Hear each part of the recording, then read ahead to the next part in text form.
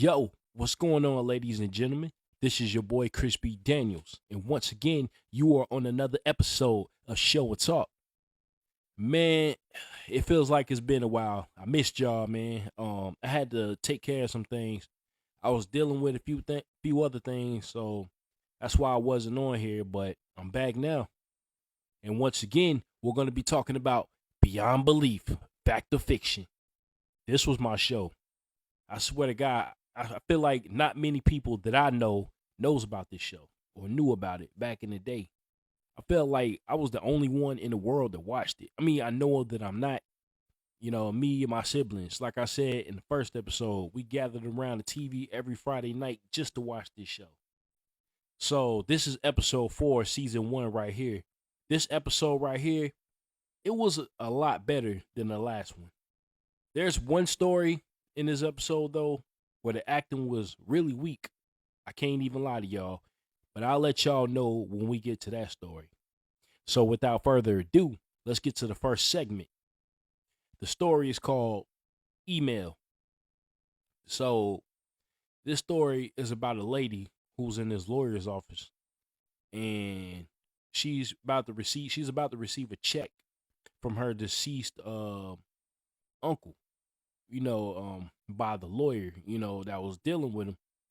And so the guy, his secretary walks into his office while he's in the middle of a meeting to interrupt. And this dude is a real douchebag. Like, he's a real butthole, you know what I'm saying? So he gets up, he goes to talk to his secretary, and he reads the facts that she had just received. And he looks at the woman that was sitting down across from him. And so he decides to tell her to come back the next day to, handle what just happened.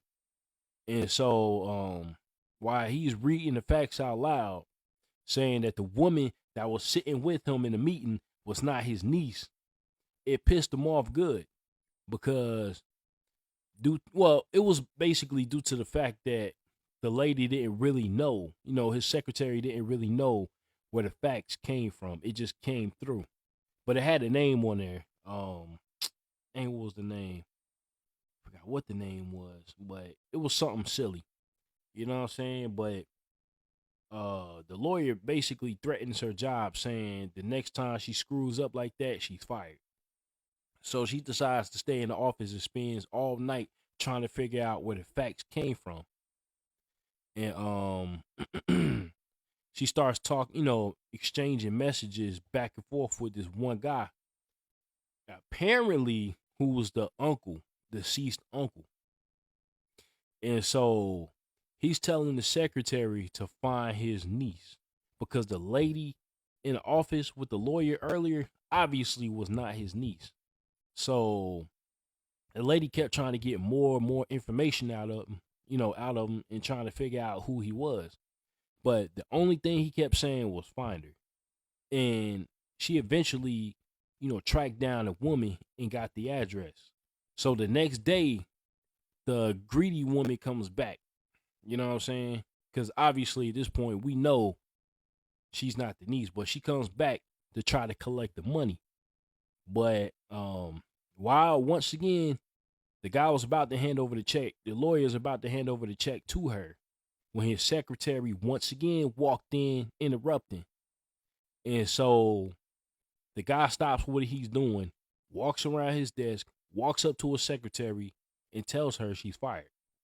But the secretary knew that was going to happen, so she had the woman with her. So she told the woman to come on into the office.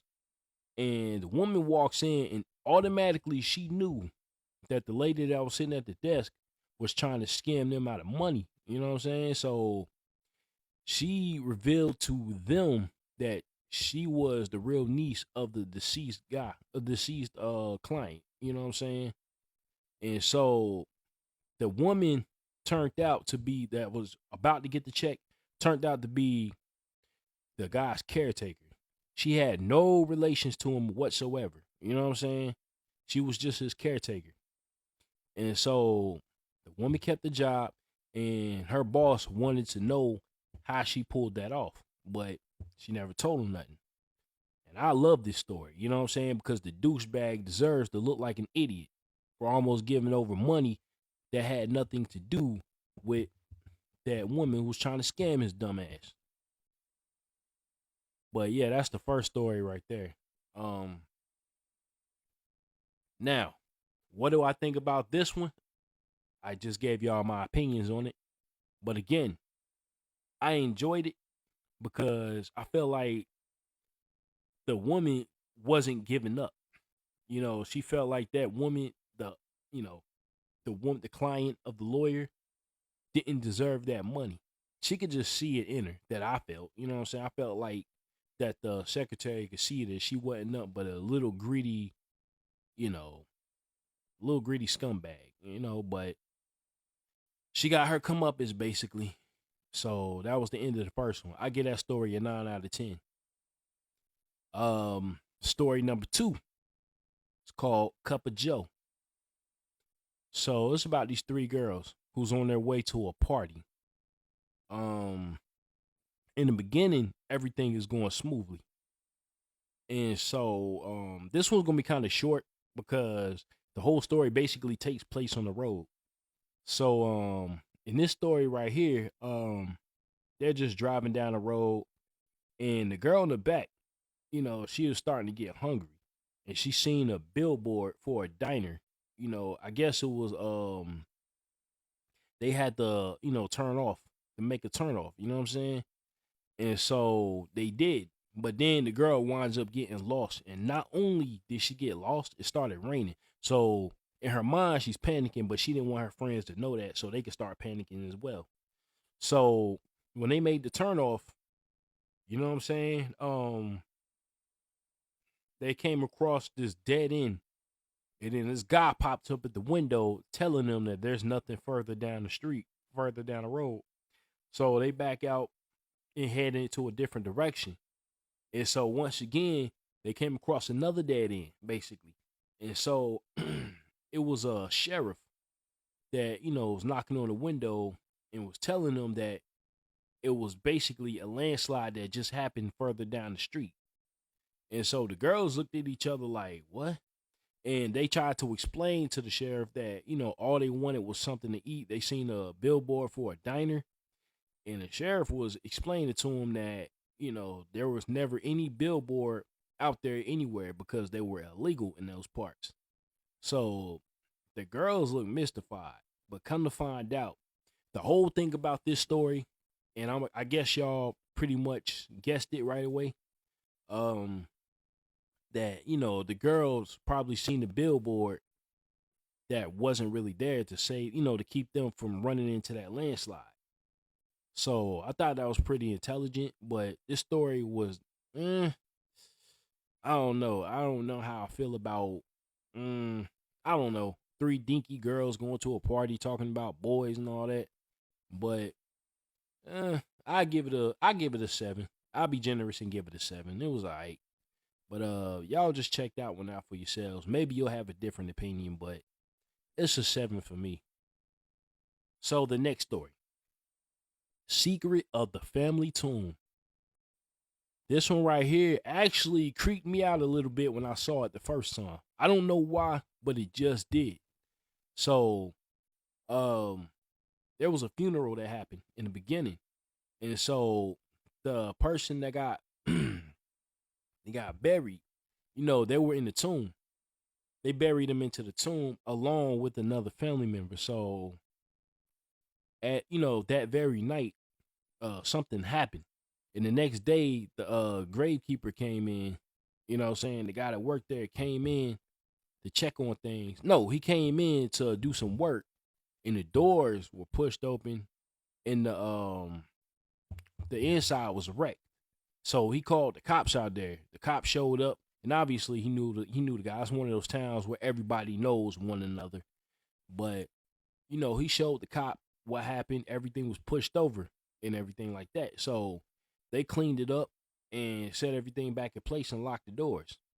The next day, same thing happens, but it was worse when the deceased family member came out there to deliver flowers. So the guy opens up the door to let him in to put the flowers on the coffin. But when they opened the doors, everything was wrecked even worse than the first time. So the guy was upset. They once again called the cops. They came out there to see what, how is this happening. And nobody knows because it's like the door's locked. Nobody's out there, but everything's being wrecked from the inside. So the cop is there and he's putting like dirt or whatever on the inside of the tomb so he can catch the perpetrator that's doing it, by footprints. So the next day, well, there's a scene where you see it look like somebody's banging on the door from the inside. You could just see it like somebody just keeps hitting the door. And so the next day, they come back out there. And once again, the tomb is wrecked. And there's no footprints in there whatsoever. So that part right there, I can't even lie. It might sound stupid, but it creeped me out as a kid when I was younger. So the family member gets fed up, you know what I'm saying? And he decides to take the coffin out of there. And when he did that, never happened again. So what I think it was, the family member that was in there before wanted the tomb to themselves and they didn't want to be disturbed with another coffin. So that's just what I think. The story was creepy. And if you watch it, episode 4, remember that. And this is the third story in that episode. So I give it a 8. A solid 8.5, maybe 8.9, something like that. But this story right here, yeah, it got to me. I ain't even gonna lie. But not now though, because, you know, it's beyond belief, but you know what I'm saying? Didn't but back then, yeah, it gave me a few nightmares. I can't even front. So that's the end of that one. Now, this is the one. Remember when I was telling y'all earlier about the bad acting? It's in this story right here called Weezer. So it's about this kid and his dog, you know what I'm saying? And so the kid loves his dog so much. And of course, a lot of people love their dogs. I'm a dog guy myself. You know what I'm saying? But this kid was doing everything with his dog, playing football with the other kids, which that dog was good catching footballs, you know what I'm saying? But but I'm sorry. The acting in this story right here, and I know they're children. I know that. But the acting was just horrendous. So one day, they was going to the beach. Him, his mother, and the dog. So the next morning, while they were getting ready, the little girl that was playing with the boy, which in my opinion, the boy looked too damn old to be playing with this little girl and the rest of those little boys out there, with the rest of those kids out there. It was like two other boys and then that little girl. He looked like he was twice their age, in my opinion. But he might just be tall for his age. I don't know. But anyway, the dog, took off because the little girl was across the street with her cat. And I'm assuming that maybe the dog spotted her cat because the cat, scratched the little girl and I guess ran off, and then the dog started running across the street. Weezer, his name. And so right before the dog was able to cross the street, it was a truck just came out of nowhere and killed him. And so the boys panicking, the mom's panicking. So of course, and the dog didn't make it because it got struck hard. So they had a little funeral for it. And this is the notorious scene right here for me. Like when you see the kids crying, there's no tears coming out. The acting was just terrible. I'm sorry to say, and like I said, I know they're children, but the acting was horrible. So that night, after they held that little funeral in his backyard, uh, people were coming over to, give their condolences to him and his mom. And so there was like it was seemingly a knock at the door and he got up, but it wasn't really a knock. it sounded like something was like, scratching against the door, and he looks up out the window and it's his dog. So he opens the door and the dog is standing right there like nothing happened. So, but if you look at the dog closely, you can see it doesn't look the same like it did before it got hit by the truck. So this episode was on some old pet cemetery stuff. You know what I'm saying? Maybe there was a pet cemetery in his backyard. Who knows? But I thought the episode, not the dog being killed, but the episode was just kind of funny to me because the acting was horrible. And I get this episode, I'll be nice, I give it a 4 out of 10. It sucked. I'm sorry to say it sucked, but it's a 4 for me. So the last episode, this is the one right here that might touch everybody the most. I mean, the last story, but this is the one right here that might touch people the most. In this episode, it's called The Unknown Patient. So it was a guy that was brought into the hospital, and everybody looked at him because they couldn't find no ID, no identification, no nothing. So they assumed that he was homeless. And so one of the head doctors or whatever was trying to bring him back to life. This was like his first night in the hospital. You know what I'm saying?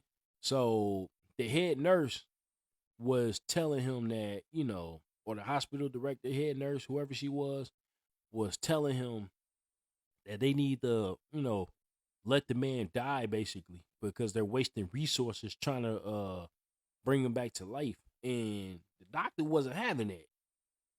He was trying to shock him back to life and everything, but eventually it just didn't happen. He was just too gone. So, he walked out, he gave up. He didn't want to, but he had to because there was nothing more he could do. So later on that night, him and a coworker, they got a cup of coffee, they're walking down the hall. And so, well, before that, his assistant nurse had gave him this necklace that belonged to the guy. So the guy kept it. And so later on, it was 2 family members, husband and wife, that came up there. It was the wife who was looking for her dad that came into the hospital, I think the day before or that night or whatever, because it was in the obituary. That's what they read. So the doctor was wondering what was going on or who they were looking for. So he had a hunch because nobody in the hospital knew, it was too early, that nobody in the hospital died except for that one guy that came in. So when the doctor pulled the necklace out of his shirt pocket and showed it to the woman, she broke down and she knew that was her dad in the hospital that everybody thought was homeless. The only person that saw, value in this man's life was the head doctor. And so that's how, they were able to get closure because he kept the necklace. And there was no obituary on this guy because he had just died. So whatever the husband and wife read wasn't real. So that's how things, came full circle. And so I thought the story is pretty good because, like I said, the doctor, he really cared about his patients. Nowadays, I don't know because, I work in a nursing facility, but I don't know how it is in the hospital. I never worked in the hospital, but you do have people out there who sometimes don't care, you know what I'm saying? But you do have a lot of people that do. And I feel like I can relate to this because I do care about the people that I, work for. The folks that I work for, But this story is really touching. You have to watch it. It's a good one. But that's pretty much the last story on this episode. So this story for me, it gets 10 out of 10. I'll be honest with you. Because like I said, the doctor, he was one of the real ones. But that pretty much wraps up episode 4 of Beyond Belief. fact or fiction. And again, I'm not going to tell y'all which ones happened and which ones didn't happen. You got to go watch them for yourselves. So check me out. And if you're watching this on YouTube, give me a like, comment, and subscribe. I will greatly appreciate it. And y'all are really doing a great job too by subscribing to me and checking out my videos. I really appreciate it. Every view counts. Every view means everything to me. Every subscriber, every one of y'all means something to me. You really do. I would not be doing this if it wasn't for y'all. So keep up the good work, please. And I'm about to jump off of here. I don't know, do something with my life. So I'll talk to y'all later. All right? Peace. The feeling is mutual. Come in, take a seat, share your thoughts with each, and preach it when you speak, so we can share kinetic energy throughout the brainwave. Keep us balanced out and all on the same thing.